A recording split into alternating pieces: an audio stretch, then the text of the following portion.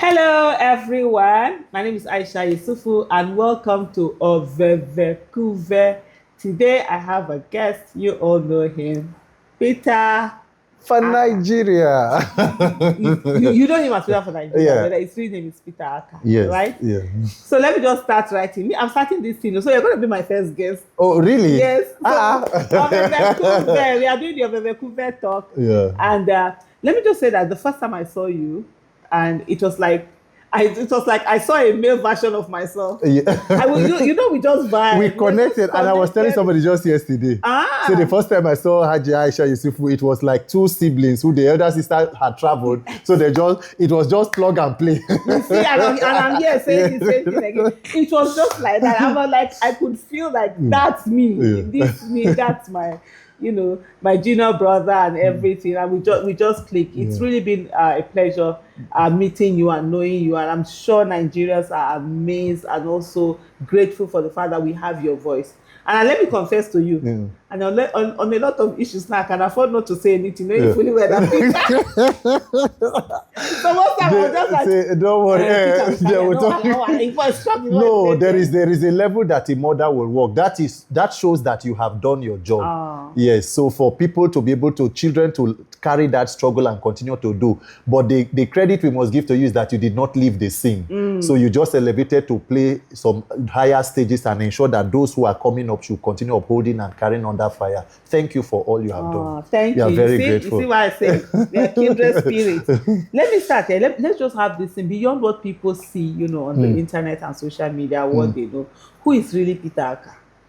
Or let me say Peter for Nigeria. Beyond the Peter for Nigeria, who is Peter for Peter? Peter for Peter, before it become for anybody. For anybody. Peter is just one young, now not so young again. Yes, Nigerian who is, I don't know, honestly, I didn't even know how I got to this point of being passionate about, but I have always known that I have a penchant for humanity. So when I meet people, I'm not, unlike young persons, my first question to you is not your football club, what do you like? I'm interested in going to questions like, are you in school? If you're not in school, why? If you're out of school, do you have a job? Some people will say you talk like an old person. So that is how I grew up. And then my experiences were almost raised by a single mother, even though my father was alive before eventually he passed. And all of that, amen. So all of that helped to shape. And I now realize that, look, we are better off when we look out for one another. And it is almost like I'm now sold out to that. You see, these issues that we talk about in Nigeria, sometimes I sleep and dream about them. I may not want to have a conversation on something, but I get that pressing and all of that. So that is how it culminated. I did basic medical science in school. Yes. I wanted to be a doctor. You wanted to be? Yes. Okay. We are all there. But did you eventually start the MBBS? No, I did not. I wrote JAM, I didn't get it. So I got this human physiology, basic medical science. I kept writing JAM till about 300 level. Planning that I will either go back or yes, and you were not serious about it. Yes, I was not serious. So up till now, my mother, if I call my elder sister now, you hear young Dr. P. So they had already foreclosed, but in retrospect now, I wish I had the guidance and I wish I did law. I wish I did something. Yeah, but it's not too late though. Yes, I plan to. Yeah, so that's one of the things really are amazing. What does your mom say about all that you do? Does she call you and she's like, please stop that? Because let me confess to you, my mom does. Yes. She was like, there was a day she was so like, hey, if you know that I'm not that mom still wants to know. I have kids that are adults. I will not bet. What does she say? Hajia, there is no human being, particularly when you talk about mothers with the heart that they have, will be in a country like Nigeria and everything you have seen, and will not be concerned about your safety or about your well-being, unless they're just pretending. But I am grateful for the kind of spirit that my mother has. She seems to be a very strong person. Lately, she has become very concerned, and I hear it from the tone of her voice. She always calls to check up, and she has become active on social media. So she says, yes, she goes to my page to check what have I said. So one thing she says that gives her consolation, she will tell me, she said, I listened to what you have said to the end. I want to know if you are saying something wrong. So she said, for example, they killed 50 people in Benue State. You come out to complain that why should they kill people? And then the problem now becomes you who complained and not those who killed. She says such a society has a problem. And if it will take some persons to wake up and speak the truth and stand for what is right, so be it. She will tell me, your father died, he was not criticizing government. So every person will have an end. So that if this is the journey, because she continues to wonder, how did you get here? Yeah. We're talking about you going back to do medicine. We're talking now you are doing human rights advocacy, activism. So she's really supportive of it. She's a person like, I'm sure if she was in a Gen Z, she would be an activist. She'll be. Because she, against injustice, she has seen up close. She's a retired nurse and midwife. So she has seen the dysfunctionality of Nigeria. Even the injustice she suffered as a woman, being a woman. Yes. From even family, So all of that informed her, and she said, no, you have our blessings and God is able to protect you. That's so sweet. Thank you so much, Momsi. And I think somehow, in a way, we usually don't understand the effect of what we do on our families. Yes. Most times we just think that, you are just out there, you're ready to take the bullet. Yes. Your families, they are like I'll give you an example, like in my daughter is on the only reason she's on social media, she goes to, if for example she calls me, I don't pick, she calls again, she quickly goes to my social media page. So when last did I post? Am I safe? They become concerned. And so that thing, sometimes we sort of neglect it, and I always think we should be mindful of it. As much as we put our lives out there are people who are waiting for us to come back home. True. Very important. I mean, this is a real angle to it. And the fact that they know that they can't stop you from doing what you are doing, This is how they can't stop you, but we are concerned. But we hope you know that we love you enough and we do not want anything to happen to you. But we will get it right in Nigeria. Definitely. Thank you so much. Well, we are still speaking to Peter, right? There are more questions to come. So just stay on. This thing I want to ask you the question. What was your defining moment? What was that thing where you? Because I literally moved my glasses and said, I knew you as that pastor, radical man of God. You will stay there. This year useless. Your life will won't manage to win. Now you did. Make una do wetin I dey do. I dey here now. How did that? That was how I knew you. The first time I now saw you on because I remember asking my YouTube, subscribers that were like, is it the same person? And they said to me, yes, that's the same. Oh, really? Yes. Okay, you didn't know me as the activist. No, I didn't. I knew you as the radical skit maker there. Yeah, that I always watch. And then one day I suddenly saw you on this. I'm like, is it the same person? So they were like, oh, yes, it's the same person. That's how I was able to. Yes. So was that a switch or were they going alongside both of them? Do you know, in retrospect now, I came to realize that this had even preceded that one, but on a lesser scale because I was not so active on social media. I went back to see videos of when I was talking about INEC registration for the 2019 elections in 2017. Wow. Oh, wow. Yes. So I had always been involved in something democracy in one way or the other. But because I was not putting it out, even the radical man of God content, it was somebody who was angry and said, look, you do a lot of funny things and all that. Let us record you and post it somewhere. Yes. So it was recorded with a friend's phone. And that is why it gave me this idea. And I advise young people who say, I need to get this to begin. I need to get, just start with what you have from where you are. You will grow like that. If you see the phone I used to record the first kit, we are almost blurry. A friend's phone. He said, just be doing this thing. When we put it out there, we saw the feedback. Yeah, the feedback. It was from there we were able to raise money to buy a better phone. You see, then we now added this current affairs challenge where I will sit down and they'll tell me the governor of this state, senator of this state, and all of that. Let me ask on that. Do you have a photographic memory?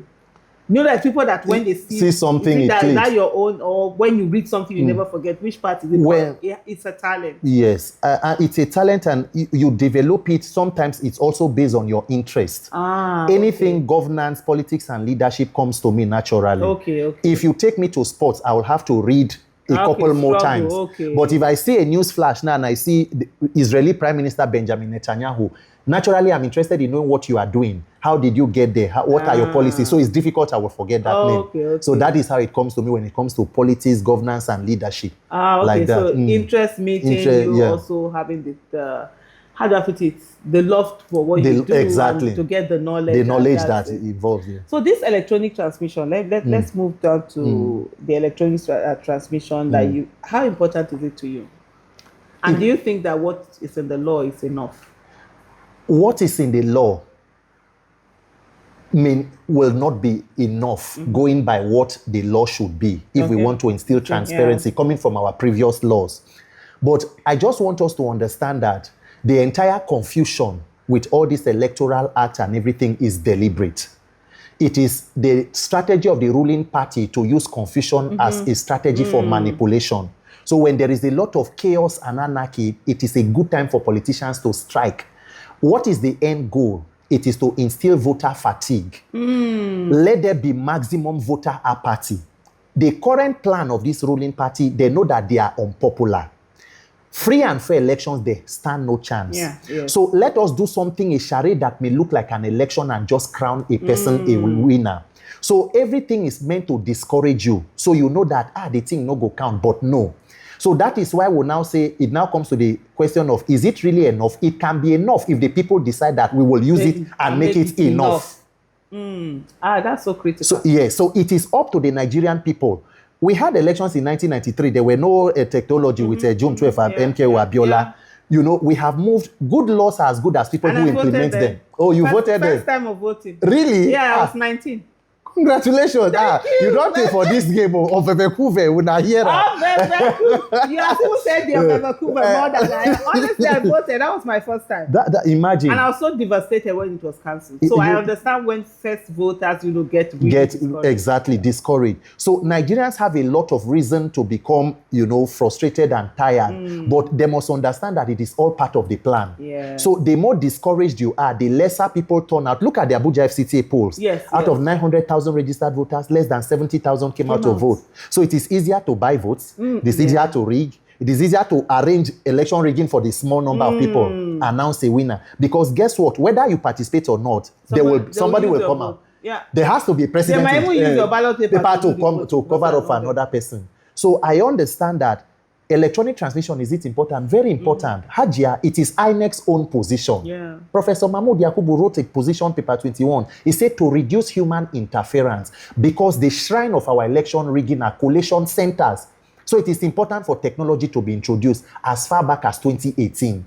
Met with NCC directors, they set up a steering committee. The then NCC chairman, Omar Dambata, they invited telcos, MTN and everybody. How are you giving JAM technology to conduct CBT? So they could not use it for 2019 elections, so they had to move it to 2023. That was why you saw the then INEC voter education director, Barrister Festo Tokoya and Yakubu Mahmoud, going around everywhere telling people technology will be the game changer. The only place they probably didn't enter na people bedroom where they were with husband and wife to go tell them.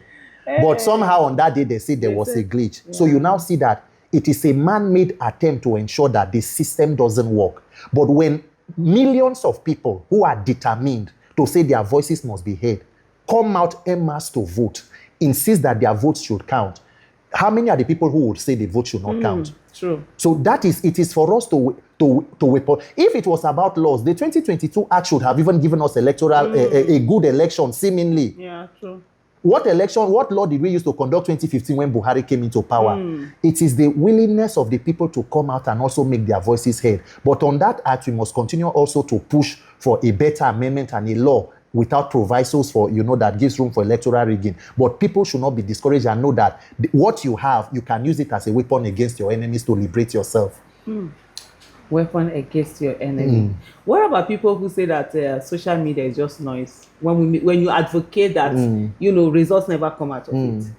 Really? Do you know that some people there are people who actually believe that? They are just making it. What have they ever achieved? What has ever happened? And you're wondering, a lot of things that happen, but can you just name some of the few things that you've participated in that has led to concrete results at the end of the day? Hajia, do people understand the power of a spark? A conversation. NSAS began on social media. Yeah. People always think that, it did not begin on October 2020. No. There was NSAS. In fact, on Twitter, it had gathered more than how many? The first protest was 2017. Yes, Buhari's first term. Buhari's first term. 2017. Yes. Not many people showed up. Until it continues to crystallize. I think Nigerians should be grateful for the fact that we have a media space where we can come out and begin conversations that, if not for social media, who would have known a Peter for Nigeria? What we are pushing today, and people know that, oh, you stand for what is right, it is a tool that amplifies your voices. I have been talking, some people will tell me that all these ones are emergency activists. They just come out, they say they be cash TVs because they want to do this thing and all of that. And I said, you can go back and look at my antecedent and track record. I have always been of the opinion that I may not know any politician, but let leadership come from the people. I don't know Bola Tinubu. I don't know, I'm not related to Atiku, I'm not related to Obi. Let the process be free and fair. Yeah, that's it. Anybody who emerges from it, we give them your support. That's the part should you kill people to rule over them? Leadership cannot be by force. Like, look at, for example, the current president. He has been de facto governor of Lagos State for more than 26 years. Yeah. He handpicks every governor. In 2023, people were physically beaten out of polling units in Lagos. So if you have been governor for a state for more than 26 years, and you still need violence, coercion to get people who you have superintended over to even come on your side, then you have a serious problem. Because Jagaban, popularity should be influenced. People should know that you have been so good to us enough that without even blinking an eye or at a snap, we are out. But that is the Nigerian dilemma, that leadership has become, I don't want you, no, you must. We don't want this one, no, we are ready to even kill. Anybody will remain, the number will remain, will rule over them. How tragic can it be? So that is why we continue to insist that social media is a tool for good for Nigerians. We spend a lot of time sometimes engaging in things that do not even better our collective life. Look at the number of people who we now know from social media that were kidnapped or victims of insecurity. There are some you may never have heard of. They happen somewhere. And You're still not even hearing of them. We are still not even hearing of them. So it is up to us to say, you have this at your disposal. What do you want to make of it? Just to pick off the statement you just made now about a lot of things happening that we might not have known if not for social media. I remember this thing that was done in Kwara, that the church where they were doing live streaming, and then they the CAC church in Eruku. Yes. If not for that live stream, we would not have heard about it. They probably will still be there. And then we now found out that, I think was this a few weeks, that same place had been attacked by a lady who had put it on TikTok earlier. And then we didn't even Nobody know. heard about it. And if not for the visuals you are seeing, if somebody is explaining it to you verbally, you will not. But look at the picture image of that old woman. That was exactly what I was thinking. That is what will stick to you, because you begin to see that this is real time. These are human beings with names, so people's mothers, people. So when you hear of insecurity, you have a quote you always say, today's victims were yesterday's survivors, tomorrow's victims will be today's survivors. Until it comes very close, you always begin to assume that it is that far. Oh, 100 people killed in Kwara, you know. I don't understand. Let me just get...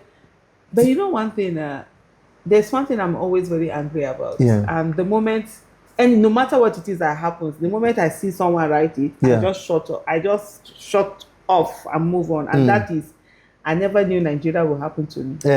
So I'm like, oh, so those ones that was it happening to? You didn't. You thought they had a mistake or a grave sin they committed.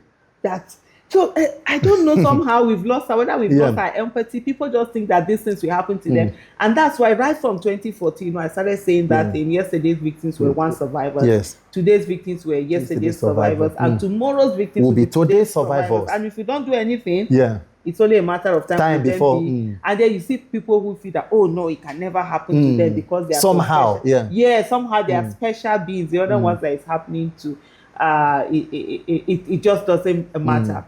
But I said you've done so many things. Do you have any big project coming up? Anything you're thinking about that you want to do? Let us in. Or Hajia, on this Ovevekuve, we're supposed to Ovevekuve. Make una know, say, one of the biggest projects we have at hand has to be leadership by 2027 in Nigeria. Everybody who is a Nigerian must be concerned about where we are as a country. True. These statistics on all indices of national development are not headed in the right direction. You can't have a country where 100 people are killed and it is normal news. There is no urgency on the part of government. Rather, we are even seeing government officials being complicit in the insecurity of the people. True. When you hear that government is paying ransom in the tone of 2 billion, we are rather subsidizing terrorism. Yes. That is what we are doing. We are financing it. We are not financing subsidizing it. So it is active and it will not end because we have not ended the political wing of terrorism. And what's of all, you heard them calling them brothers. The brothers say we must show them understanding. And like somebody is killing, they are killing. No, and this is not Hajia. It is not coming from random people. These are statements coming from the highest level of authority. That is where it becomes frightening. That it is not just somebody in the marketplace making this statement. People in charge of the security architecture of the country are telling you that somehow terrorists are your brothers. You can show them understanding. Yeah. Really? See where we have shown understanding that it has reached. Where terrorists will kill people, an ACP, Aminu Dai in Katsina, will come for peace, so-called peace meeting, and the terrorists will come in the uniform of the slain officers and give terms and conditions that the officers who are coming should come in mufti. That is where Nigeria is. A president will tell you that the governor of Kebbi State say we ordered law enforcement to the school in Maga few hours before the kidnap. Somebody took them out. Who gave the order? Nobody knows. So if you are a Nigerian today and we are still sitting on the fence, we need to ask ourselves, what exactly is the value or premium we put on our own lives? Is it because victimhood is awaiting everybody? While we were talking just now, somebody is calling me Chisom, a young lady whose husband was kidnapped 1 year after their wedding and killed in Benin. She's sending me an SOS message now telling me that somewhere in Benin, they say in Amagba, they went there, robbed and kidnapped 3 persons, a friend of hers, the brother, and 2 other persons that were with him just yesterday. Oh my goodness. So she's in panic sending me messages that what do they need to do and all of that and all of that. These are real people.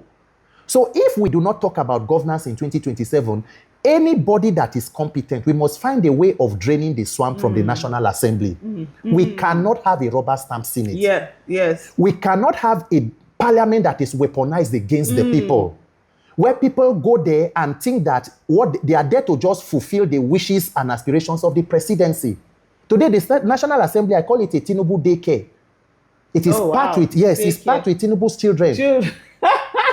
Akpabio read a letter saying that the Senate, the First Lady invited them to come for dinner. That is an invitation from a mother to her children. So did you know that Gospel Akpabio is the son to Madam Remi Tinubu? And these are supposed to be our voices in government. Holding like our activists, our advocates speaking on our behalf. Yes.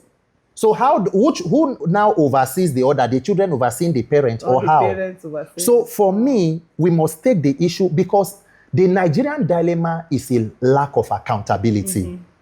Nigerian politicians are the luckiest. You can do anything and you can come back to power.